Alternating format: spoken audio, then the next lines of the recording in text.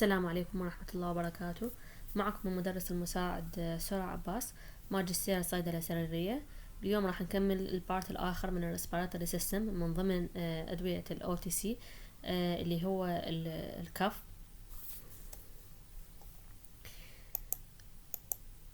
بهاي المحاضرة راح نعرف تعريف الكف، التايبس اوف الكف، الأسئلة اللي نسألها للمراجع قبل لا ننطي علاج، والكونديشنز اللي نسوي لها ريفيرال نحولها للطبيب. شنو المانجمنت سواء كانت نون فارماكولوجيكال او فارماكولوجيكال، والامثله راح ناخذ على الكف بريبريشن اللي موجوده، وشنو المحاذير اللي باستخدام الكف والكولد ميديكيشن ان children، والبيست براكتس فور treating cough and cold in children. بالبداية نعرف الكاف على أنه هي reflex protective reflex action caused when the airway is being irritated or obstructed. Its purpose to clear the airway so that the breathing can continue normally. يعني معناها هنا مو كل كف هي مو زينة، بالعكس ممكن انه هي الكف كرفلكس ميكانيزم البدي يحاول يعني ينبه الانسان على وجود مشكلة معينة، اما يكون irritation او obstruction. انواع الكف، اول نوع اللي هو protective او يسمى wet كف، هنا اكو بها يعني production of sputum فتسمى wet. والنون برودكتيف اللي هي دراي كاف اللي هي ما بها production of sputum. طبعا اكو نوع اخر اللي هو يسمونه chesty non productive. هنا شلون يجي المراجع يوصف للصيدلاني انه اني عندي كحة لكن جافة، لكن احس انه اكو something on my chest. هاي معناها شنو؟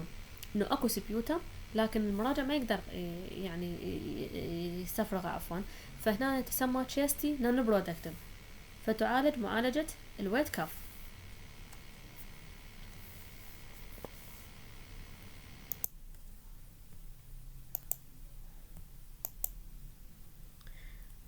اكو اسئلة لازم نسألها للمراجع من يجي للصيدلية ويطلب علاج للقحة. اولا العمر مهم، لانه احنا ما نعرف انه هو هذا البيشنت هو نفسه لو يقصد شخص ثاني، لانه اذا طفل او elderly هذه هم لازم نخلي ببالنا النقطة لانه يأثر على choice of medication. الديوريشن يعني مثلا بيشنت قال لي صار عندي كف صار يومين او 3، ممكن نصرف له علاج لحد الاسبوعين، تعتبر acute كف. من بعد الاسبوعين هذه ما نقدر ننطي بعد مانجمنت، لازم ريفيرال نحوله الى الطبيب. nature of الكف ممكن لازم نسأل على اذا كانت wet او dry، لازم نعرف حتى لانها هم راح يأثر على choice of medication. لانه اذا wet لازم نسأل هم على الكلر اوف السبيوتم، لانه اذا clear او white هاي معناها اوكي ممكن اعطي علاج وماكو infection. لكن اذا كانت green او yellow او brown سبيوتم هاي ممكن تعطيني indication على انه اكو infection بالchest، فهذه تحتاج طبيب، تحتاج other يعني investigation. ممكن هم نسأل ايضا انه اذا patient اجى مثلا قال لي عندي سبيوتم لكن اكو بي blood يسموه هيماتايتس، عنده chronic cough، عنده weight loss او night sweat، هاي كلها ممكن sign و symptoms للتي بي، فهذا هم should be referral. اذا اجى patient للصيدلية قال عنده مثلا عنده كف وعنده مثلا history of heart failure، عنده سبيوتم يكون nature مالته clear وفروثي، وهم patient breathlessness، هذا هنا هم should be referred، لانه هذه ممكن indication على انه exacerbation of heart failure. لكن مو كل patient عنده يعني frothy sputum انه هذا قبل اقول عليه heart failure، لازم انه هو يا اما عنده history of heart failure، يا اما عنده مثلا other signs and symptoms of heart failure اللي هي مثلا swollen ankles.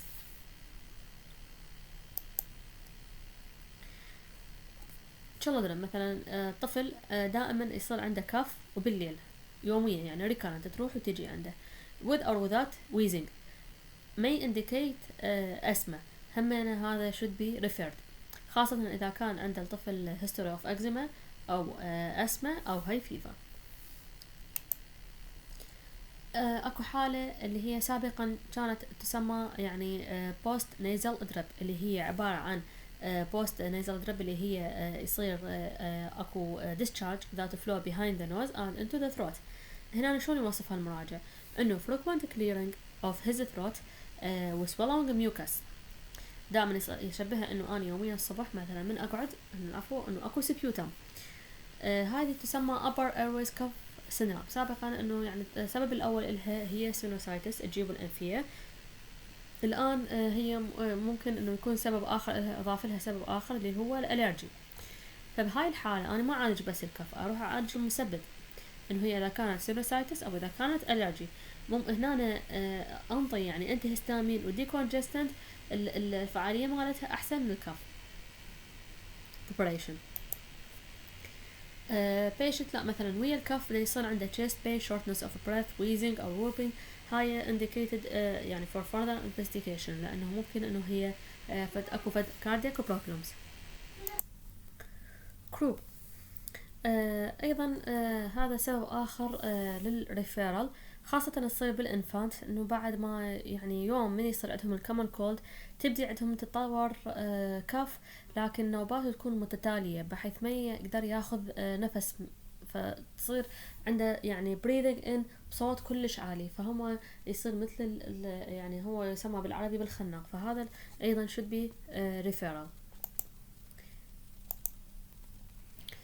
مرات مراجع يجي البيشنت للصيدلية يوصف انه عنده كف، لكن تصير فقط ما بعد الاكل او اثناء الريكومبنت بوزيشن يعني during the night sleep with heartburn. يوصفها انه بالعامية نسميها الجالي، يعني فقط من ينام او بعد الاكل يصير عنده كف.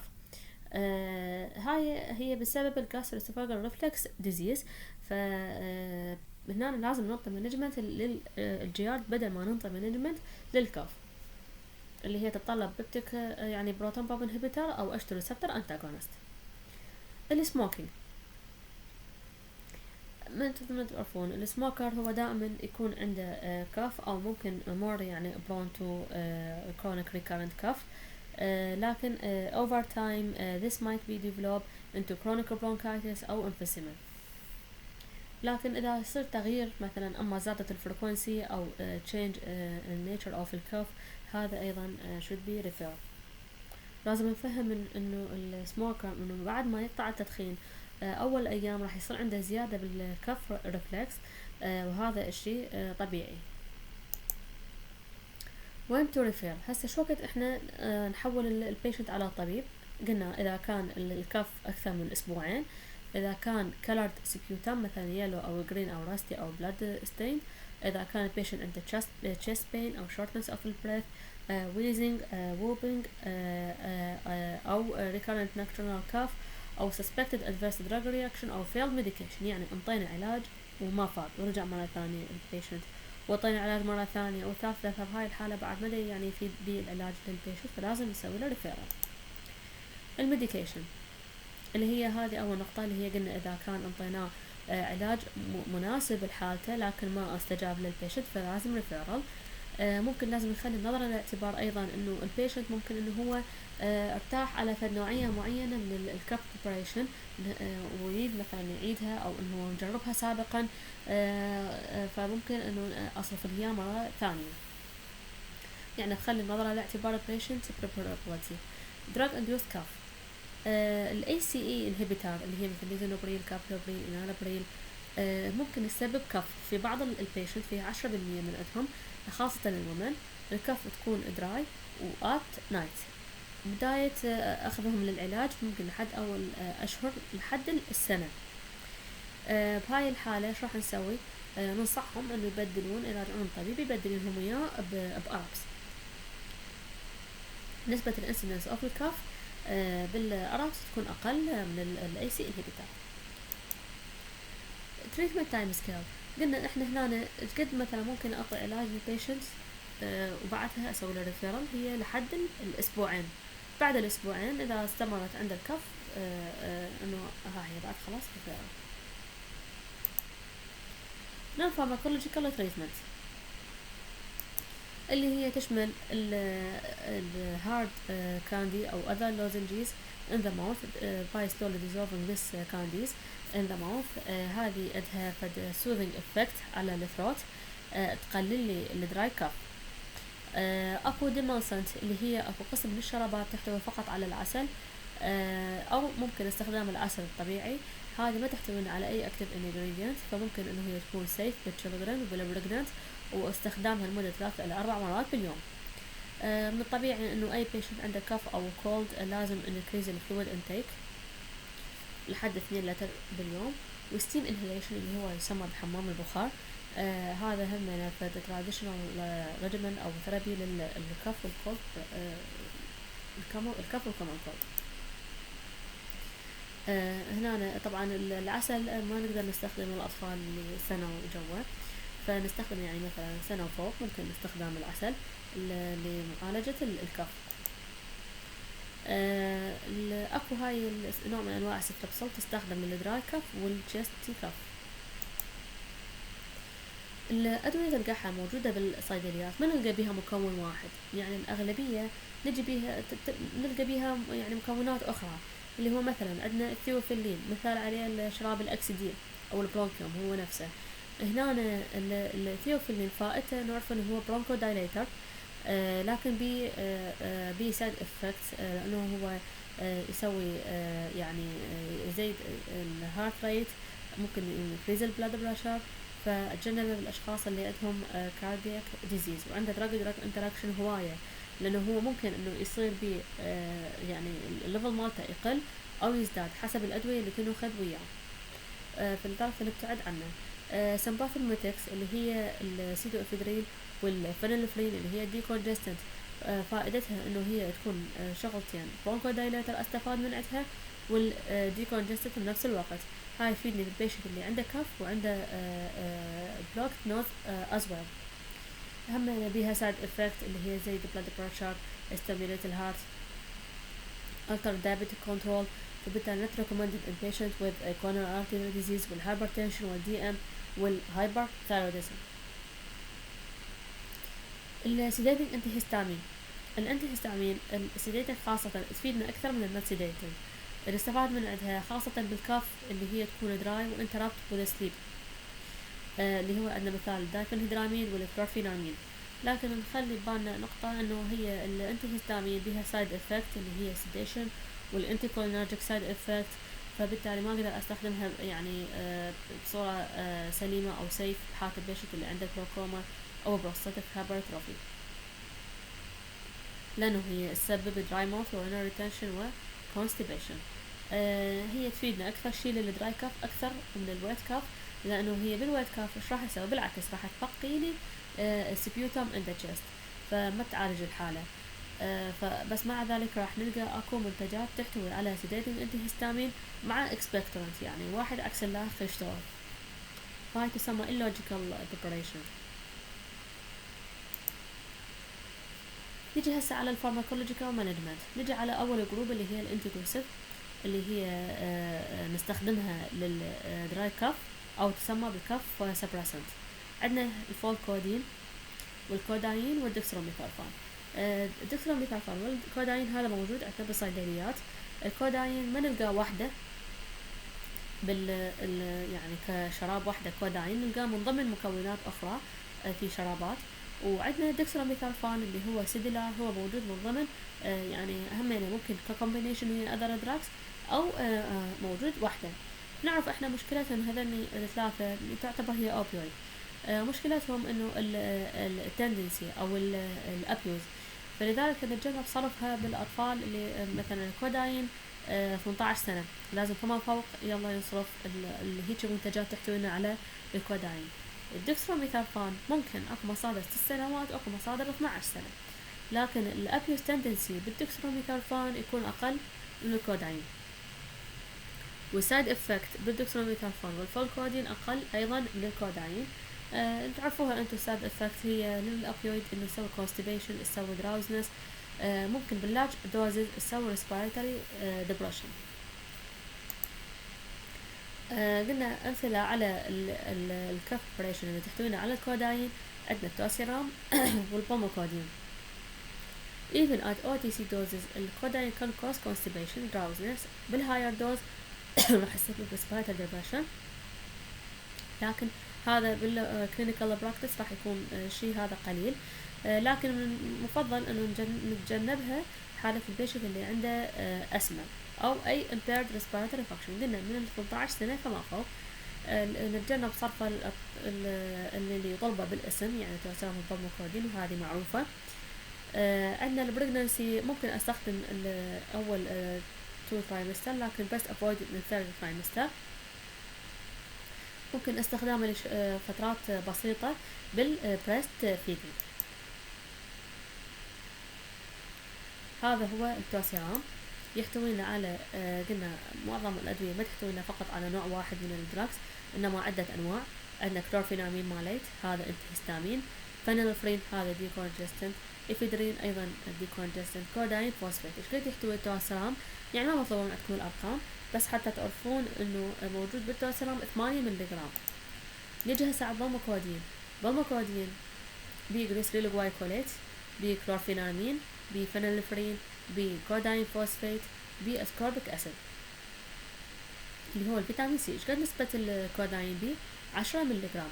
يعني الابيوز تندنسي اكثر وين؟ واضحة راح تكون عندكم اكيد بالبوموكودين. هنا قلنا اكو هذا الجليسريل جلايكوليت هسه راح ناخذه هو اكسبكتورانت، وهنا اكو كف سبرانسنت. فبهاي الحالة البوموكودين انا ما اقدر اعتبره للويت كف. الويت كاف لازم لي اما اكسبكتورانت او ميوكولايتك، ما اقدر لا اخلي انتهستامين ولا كف سبرانسنت، لانه راح ابقي سبيوتم وممكن افاقم الجيست انفكشن بهاي الحاله. فالبوموكودين يفضل للبيشنت اللي عنده دراي كاف، والتوسيرام كذلك للدراي كاف. بالنسبه للبريكوشن والكوشن للبوموكودين والتوسيرام، هي معطول اكو كومبينيشن من 3 انواع. فانا راح استخدم الكوشن مال الانتهستامين والسايد افكت مال الانتهستامين، والديكونجستنت نفس الحالة أيضا همنا. يعني هذا البريبريشن ممكن يسبب السايد افكت من 3 جروبات في نفس الوقت، اللي هي الكاف سبرسنت والديكونجستنت والانتهستامين.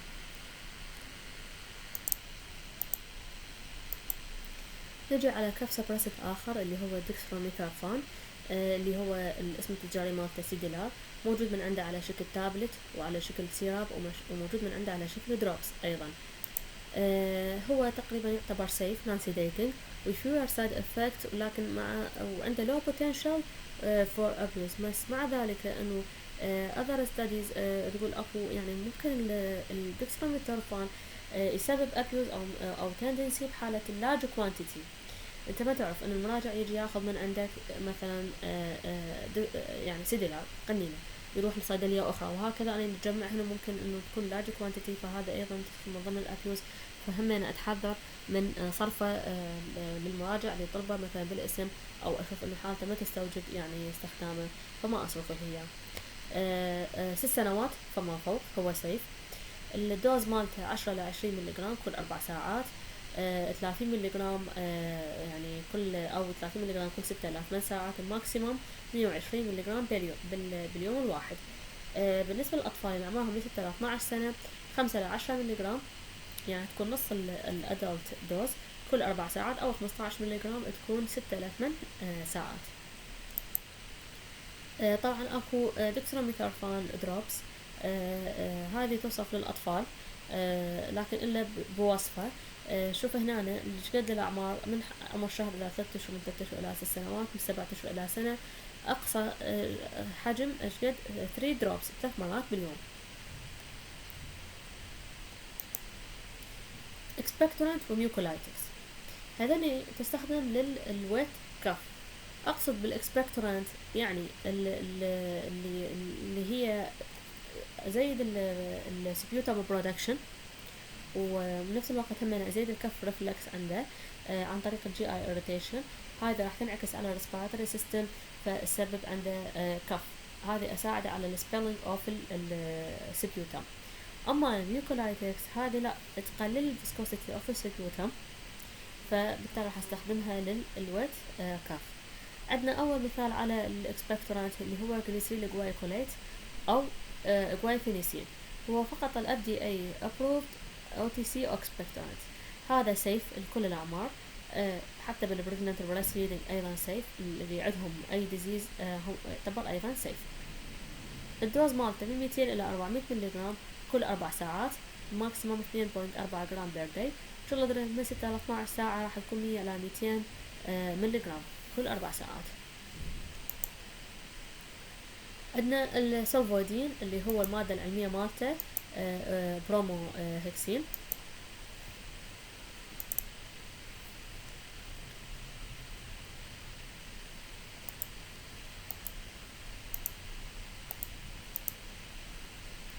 عندنا سيرب آخر اللي هو التوسيليت. التوسيليت يحتوي على جليسريل جلايكوليت 50 ملي جرام، يحتوي على كلورفينامين ماليت انتهستامين، ويحتوي على فينولفرين.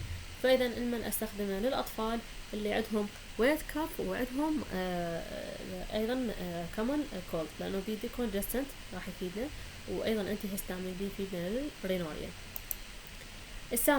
الساميلين يعتبر اكسبكترانت، يحتوي على دايفينهيدرامين، يحتوي على أمونيوم كلورايد، يحتوي على صوديوم ستريت، ويحتوي على المنثول. الصوديوم ستريت والأمونيوم كلورايد هاي تعتبر اكسبكترانت. هي أيضا هذه أصلا الأمونيوم كلورايد كان سابقا يستخدم ك يعني ريديوس الامسس، لكن بالهذه الدوز القليلة ممكن تحفز الكف حتى البيشنت يقدر يسوي سبيلنج للسبيوتم. الأكسيديل اللي هي قلنا يحتوي على ثيوفيلين وجليسريل جلايكوليت 90 ملي جرام.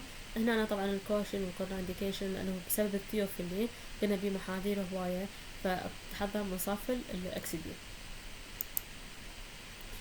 البروسبان والأدنى والزيكوب هذه عبارة عن أدوية هيربال دراكس، أيضا نقدر نصرفها كOTC، وهواية طبعا موجودة بالصيدليات، منتجات عشبية، ممكن نصرفها للبيشنت اللي عنده كف. الأكتيفيد اكسبكتورانت.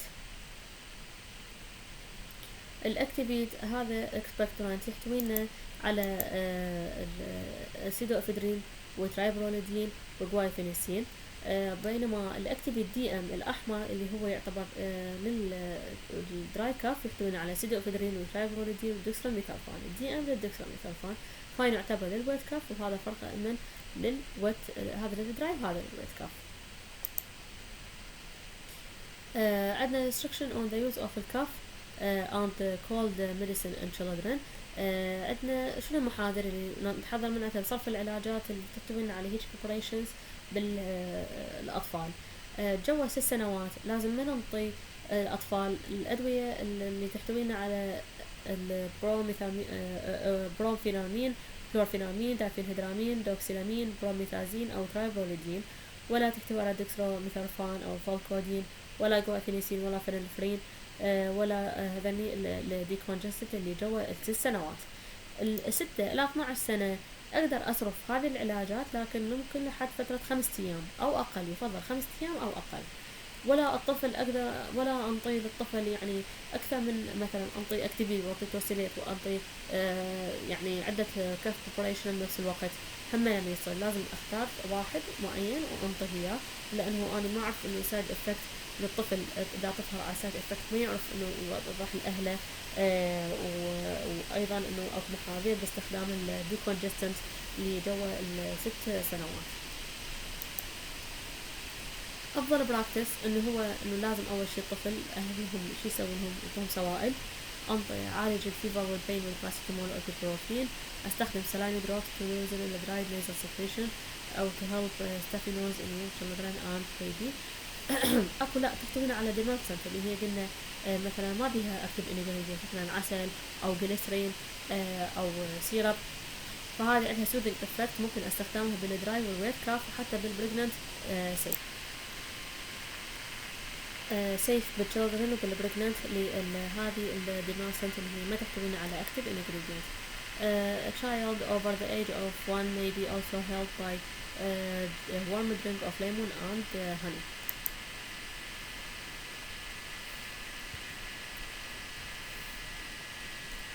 السلفودين السلفودين يحتوينا على بروميهكسين. البروميهكسين موجود من عنده على شكل سيرب، موجود من عنده على شكل تابلت، وموجود من عنده على شكل أمبول. الدوز مالته أو صرفه ممكن بسنتين يعني فما فوق أصرف السلفودين طبيعي.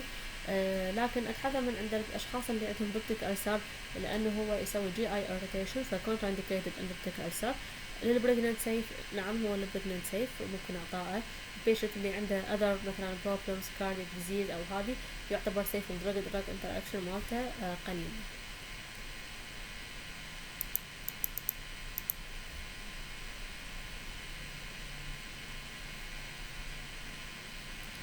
ان شاء الله باقي الادوية راح نتناقش بيها بالمحاضرة اللي هي يوم الثلاثاء ان شاء الله. شكرا جزيلا لاستماعكم.